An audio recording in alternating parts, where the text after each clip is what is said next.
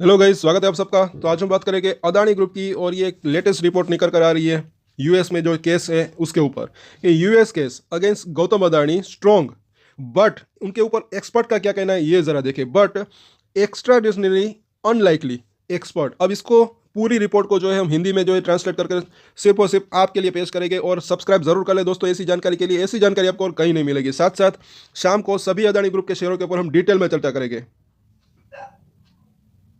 अभी दोपहर के 2 बजे के आसपास का टाइम हो रहा है। कई शेयरों के अंदर जो है गिरावट देखने को मिल रही है। अभी एक चीज़ समझने की है, इसके अंदर कुछ के अंदर तेज़ी भी थोड़ी से है। नीचे से ऊपर गए, 40 से 50% भागे ये शेयर। उसके बाद थोड़ी प्रॉफिट बुकिंग आई, और मुझे ऐसा लग रहा है कि अभी क्या हो रहा है, ये कंसोलिडेशन फेज में है। आगे वापस से जो है एक प्राइस एक्शन देखने को मिल सकता है। सो इन सभी के ऊपर जो है हम टेक्निकल चार्ट के ऊपर एनालिसिस करेंगे, और टेक्निकल चार्ट काफ़ी यूजफुल रह सकते हैं। एफ एंड ओ के अंदर भी जो जो शेयर है उसके ऊपर भी चर्चा करेंगे। तो अगर आपकी इसके अंदर होल्डिंग है तो इन सभी शेयरों के अंदर तो सब्सक्राइब और शेयर जरूर करें अपने दोस्तों के साथ। दोस्तों शाम को सभी के ऊपर डिटेल में चर्चा करेंगे। खास करके ये जो सपोर्ट और रजिस्टेंस होते हैं वो काफ़ी यूजफुल रह सकते हैं। कई बार हमने कहा है, जो लॉन्ग टर्म निवेशक है कई शेयरों के अंदर अच्छी तेजी की संभावना रह सकती है, लेकिन जो शॉर्ट टर्म ट्रेडर्स है वो भी इन सपोर्ट और रजिस्टेंस के ऊपर नजर रख सकते हैं। मुझे ऐसा लग रहा है कि शॉर्ट टर्म में भी जो ऊपर नीचे उठा पटक ऊपर नीचे ये वो रहती है, उसमें भी अच्छा मुनाफा कमाने का मौके मिल सकते हैं, ऐसा मुझे लग रहा है। नीचे में खरीदने की कोशिश कर सकते हैं, ऊपर में बेचने की अगर करनी है तो। रिपोर्ट को पहले जो है हम इंग्लिश में, अब इसको चाहे तो पढ़ सकते हैं, देख सकते हैं। उसके बाद हम अभी हिंदी में इसका ट्रांसलेट करेंगे ताकि सबको आसान भाषा में इसके ऊपर समझ में आए। थोड़ी सी बड़ी रिपोर्ट है, थोड़ा सा टाइम निकाला इसके लिए कि एक्सपर्ट का क्या कहना है, क्या बात हुए। आगे देखते हैं। और यहाँ पर अगर देखें, जी हाँ, यहाँ पर तो गौतम अदानी के खिलाफ अमेरिका का मामला मजबूत, लेकिन प्रत्यर्पण की संभावना नहीं, विशेषज्ञों यानी कि एक्सपर्ट का यह कहना है। आगे देखते हैं पूरा मामला है क्या। कि कानूनी विशेषज्ञों का कहना है कि भारतीय अरबपति गौतम अदानी के खिलाफ अमेरिका में धोखाधड़ी के मामले में ऐसे दस्तावेज मौजूद हैं। दस्तावेज मौजूद है इस रिपोर्ट के अंदर, तो ये कहा गया है, मतलब कि है। लेकिन हो सकता है अगर वो है दस्तावेज, तो अब तक जो है मतलब कि वो पेश क्यों नहीं किए गए, ये भी एक सवाल है। या फिर पेश किए गए या नहीं वो भी देखना बनता है। आगे देखें कि जो अभियोजकों को मजबूत मामला बनाने में मदद करेंगे, लेकिन इस उद्योगपति को निकट भविष्य में मुकदमे के लिए प्रत्यर्पित किए जाने की संभावना नहीं है। तो ये चीज़ यहाँ पर एक पॉजिटिव लग रही है कोई ना कहीं। और कई बार मैंने कहा है दोस्तों, प्रूफ क्या होता है, साबित क्या होता है, वो मायने रखता है। और मुझे ऐसा लग रहा है कि 20 तारीख को जब डोनाल्ड ट्रंप आएंगे तब जो है मामले के अंदर जो है एक मतलब कि अच्छा भी हो सकता है, ऐसा कहीं ना कहीं लग रहा है। आगे देखते हैं, और वो क्यों लग रहा है उसके ऊपर भी एक रिपोर्ट है, वो भी हम शेयर करेंगे शाम को, तो वो भी आप जरूर देखिएगा कि डोनाल्ड ट्रंप के आने से क्या हो सकता है। वो हम उसके ऊपर हम डिटेल में एनालिसिस करेंगे, चर्चा करेंगे। आगे देखते हैं इस रिपोर्ट में। तो पिछले महीने ब्रुकलिन में संघीय अभियोजक ने एक उद्योग जो है अभियोग पत्र जारी किया था, जिसमें अदानी पर भारतीय अधिकारियों को रिश्वत देने जो है देकर उन्हें अदानी समूह की सहायक कंपनी अदानी ग्रीन एनर्जी द्वारा उत्पादित बिजली खरीदने के लिए मनाने का आरोप लगाया गया था, तथा इसके बाद कंपनी की भ्रष्टाचार विरोधी प्रथाओं के बारे में आश्वस्त करने वाली जानकारी देकर अमेरिकी निवेशकों को गुमराह जो है किया गया था। अदानी, उनके भतीजे सागर अदानी और अदानी समूह के एक अन्य अधिकारी पर प्रतिभूति धोखाधड़ी और षड्यंत्र का आरोप लगाया गया था। पर ये एक चीज़ और है, अब इसके ऊपर आपका क्या ख्याल है नीचे कमेंट जरूर करें। ये मामला हमारे देश का है, इंडिया का है। इसमें अमेरिका, भले ही उनके कुछ नियम है, रूल्स है, रेगुलेशन है, वो तो हमने उसके ऊपर डिस्कस किया था, लेकिन फिर भी वो क्यों इतना इंटरेस्ट ले रहा है, वो भी एक सवाल है मेरा। आगे देखते हैं। खैर फिलहाल कि पूर्व में अमेरिका में सूचीबद्ध कंपनी जो है एजियोर पावर ग्लोबल से जुड़े 5 लोगों पर भी विदेशी भ्रष्ट आचरण अधिनियम का उल्लंघन करने की साजिश रचने का आरोप लगाया गया था। एजियोर ने कहा है कि उसने जांच में सहयोग किया है, और जिन लोगों पर आरोप लगाए गए हैं वे अब कंपनी में नहीं है। अदानी समूह ने आरोपों को निराधार बताया है और सभी संभव कानूनी उपाय अपनाने की कसम खाई है। गौतम अदानी हिरासत में नहीं है। अभियोग के बाद से वे भारत में कम से कम 2 बार सार्वजनिक रूप से उपस्थित हुए हैं, जिसमें 9 दिसंबर को प्रधानमंत्री नरेंद्र मोदी द्वारा आयोजित एक कार्यक्रम में भी शामिल थे वो। और आगे देखें, आई थिंक यहाँ पर वो जो राजस्थान के अंदर वो जो समिट थी उसके बारे में बात हो रही है, तब वो वहाँ पर गौतम अदानी जी खुद गए थे। आगे देखते हैं। अभियोग के अनुसार अभियोक्ताओं को सागर अदानी के सेल्यूलर फोन पर कथित भुगतानों के बही खाते मिले, जिन्हें उन्होंने रिश्वत नोट का कहा। और अभियोक्ताओं ने यह भी कहा कि गौतम अदानी ने 17 मार्च 2023 को अपने भतीजे को एफबीआई द्वारा दिए गए सर्च वारंट और ग्रैंड जूरी समन की एक प्रति खुद को ईमेल की थी। विशेषज्ञों ने कहा कि जो ये इलेक्ट्रॉनिक रिकॉर्ड अभियोजकों के लिए महत्वपूर्ण साक्ष्य हो सकते हैं, जिससे वे ये साबित करने का प्रयास कर सके कि सागर अदानी और गौतम अदानी जानते थे कि उन्होंने जांच का खुलासा करने में विफल रहने और इस बात पर जोर देने के कारण कि उनके पास मजबूत भ्रष्टाचार विरोधी प्रथाएं हैं, निवेशकों को गुमराह किया है, जबकि वास्तव में उन्होंने रिश्वत दी थी।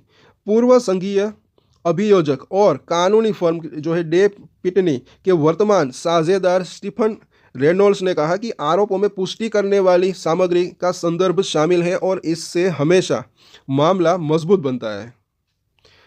फिर भी आगे देखते हैं। निसंदेह अभियोजकों को चुनौतियों का सामना करना पड़ सकता है। ब्रुकलिन के पूर्व संघीय अभियोजक और अब कानूनी फर्म विगिन एंड डाना के साझेदार पॉल टुचमैन ने कहा कि गौतम अदानी ये तर्क दे सकते हैं कि कंपनी द्वारा निवेशकों के सक्षम रिश्वत विरोधी प्रथाओं के बारे में दिए गए बयानों को तैयार करने में वे जो है व्यक्तिगत रूप से शामिल नहीं थे। ब्रुकलिन के पूर्व संघीय अभियोजक तथा कानूनी फर्म कोहेन एंड ग्रेसर के वर्तमान साझेदार मार्क कोहेन ने कहा है कि अभियोजकों को भारत में गवाहों से प्रत्यक्ष गवाही प्राप्त करने में भी कठिनाई हो सकती है, क्योंकि इस प्रक्रिया में नई दिल्ली से सहायता की आवश्यकता हो सकती है तथा सरकार ऐसी गवाही देने में अनिच्छुक हो सकती है, जिससे भारतीय अधिकारियों की छवि प्रतिकूल हो सकती है। और आगे देखें कि भारत के विदेश मंत्रालय ने शुक्रवार को 29 नवंबर को के बयान का हवाला दिया, जिसमें उसने कहा था कि उसे इस मामले में वॉशिंगटन से कोई अनुरोध नहीं मिला है तथा इस मामले को निजी फर्मों और अमेरिकी न्याय विभाग के बीच का मामला बताया। अमेरिकी न्याय विभाग ने इस पर टिप्पणी करने से इनकार कर दिया है कि क्या अमेरिका ने भारत से गौतम अदानी को प्रत्यर्पित करने के लिए कहा था। उसके ऊपर उसने टिप्पणी नहीं की। आगे देखते हैं। अदानी समूह और स्वयं अदानी ने हाल ही में सार्वजनिक बयान जारी कर इस बात पर जोर दिया है कि समूह के अधिकारियों पर एफसीपीए का उल्लंघन करने का आरोप नहीं लगाया गया है। एफसीपीए का उल्लंघन करने की साजिश रचने पर 5 साल तक की जेल की सजा हो सकती है। गौतम अदानी और अदानी समूह के अन्य प्रतिवादियों पर लगे धोखाधड़ी के आरोप में से प्रत्येक में 20 साल तक की जेल की सजा हो सकती है। आगे देखते हैं।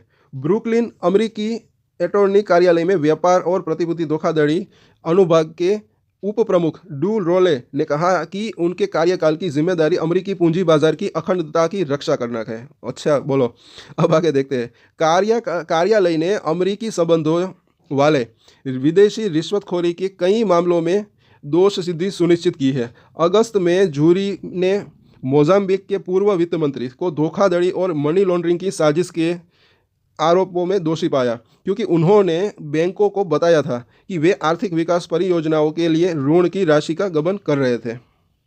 आखिर में देख लेते हैं यहाँ पर कि रोले ने कहा था कि जब अदानी जैसी कंपनियां कथित तौर पर निवेशकों को गुमराह करती है तो ईमानदार कंपनियों को नुकसान होता है। उन्होंने न्यूयॉर्क में 6 दिसंबर को प्रैक्टिसिंग लॉ इंस्टीट्यूशन द्वारा आयोजित एक सम्मेलन में कहा कि ये केवल रिश्वतखोरी का मामला नहीं है, ये एक महत्वपूर्ण प्रतिभूति प्रवर्तन मामला है। यदि आप हमारे पूंजी बाजारों तक पहुंचने जा रहे हैं तो आपको नियमों के अनुसार काम करना होगा। ये इसकी जो है पूरी की पूरी रिपोर्ट है। तो ये मामला है। देखिए, मुझे ऐसा लग रहा है कि अभी शायद हो सकता है कि इसी वजह से जो है अदानी ग्रुप के कुछ शेयर जो है थोड़े से ठंडे पड़े हुए हैं। अभी भी ये मामला जो है मतलब कि गर्म है। आगे क्या होता है वो देखने लायक है। लेकिन मुझे ऐसा लग रहा है कि अदानी ग्रुप अगर देखे तो अच्छा फाइट बैक देख सकता है और मुझे ऐसा लग रहा है कि सब कुछ सही भी हो सकता है। कहीं ना कहीं अभी भी मुझे ऐसा लग रहा है कि 20 जनवरी को जब डोनाल्ड ट्रंप आएंगे उसके बाद जो है काफ़ी एक जो है राहत भी मिल सकती है, ऐसा मुझे लग रहा है कहीं ना कहीं। और इसके ऊपर जो है हम शाम को डिटेल में चर्चा भी करेंगे। उससे पहले भी कुछ रिपोर्ट्स आई थी, क्योंकि देखिए मुझे ऐसा लग रहा है कि डोनाल्ड ट्रंप जो है उनकी पावर को जो है कम मत समझिए। सबसे पहली बात है काफ़ी पावरफुल इंसान है वो, उनका ध्यान ज़्यादातर जो है अमेरिका के ऊपर है। उनका स्लोगन ही कुछ ऐसा था कि अमेरिका फर्स्ट है।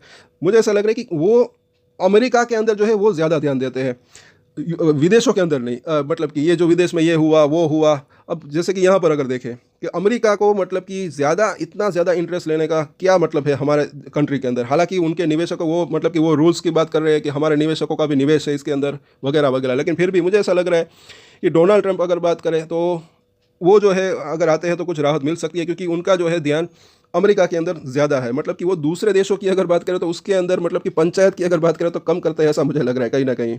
आप क्या ख्याल है, नीचे कमेंट ज़रूर करें। और जाहिर सी बात है कि अगर प्रेसिडेंट बदलते हैं तो सबके जो है अपने अपने जो रूल्स होते हैं वो अलग अलग होते हैं, तो उनके आने से मुझे ऐसा लग रहा है कि काफ़ी राहत मिल सकती है और ये मामला सुलझ भी सकता है, ऐसा लग रहा है। तो शाम को कुछ शेयरों के ऊपर भी चर्चा करेंगे, जैसे कि हमने बात की अभी कहीं ना कहीं ऐसा ही लग रहा है, इसी वजह से ये शेयर जो है थोड़े से ठंडे पड़े हुए हैं, क्योंकि मामला अभी भी गर्म है। बाकी कुछ और अपडेट्स आएगी तो उसके ऊपर भी हम चर्चा करेंगे। तो अगर आपकी अदानी ग्रुप के अंदर होल्डिंग है तो सब्सक्राइब जरूर करें और शेयर भी जरूर करें अपने दोस्तों के साथ। टेक्निकल चार्ट के ऊपर हम शाम को डिटेल में चर्चा करेंगे। तब तक के लिए अगर आपको ये वीडियो अच्छा लगा तो लाइक शेयर एंड सब्सक्राइब जरूर करें हमारे चैनल को। और एक स्टैंडर्ड डिस्क्लेमर जो कि मैं हमेशा देता हूँ, आप कोई भी ट्रेड ले उससे पहले अपनी रिसर्च करें, अपने फाइनेंशियल एडवाइजर की सलाह ले, उसके बाद ही कोई डिसीजन ले।